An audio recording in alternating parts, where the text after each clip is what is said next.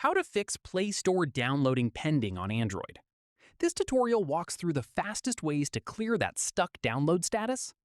First, check your internet connection by swiping down to open the quick panel. From there, make sure Wi-Fi or mobile data is active and working properly. After that, tap airplane mode to turn it on. At this point, leave it on for about 5 seconds. Following this, tap airplane mode again to turn it off, which refreshes your network connection and often clears the issue on its own.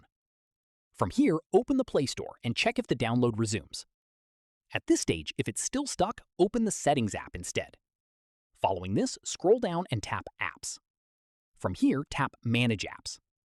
At this stage, scroll down and tap Google Play Store. Following this, tap Storage. From here, tap Clear Cache.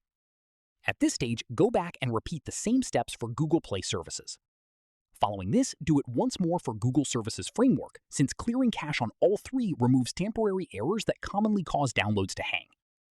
Once that's done, press and hold the power button until the power menu appears and tap Restart. Finally, after your device boots back up, open the Play Store and try downloading the app again.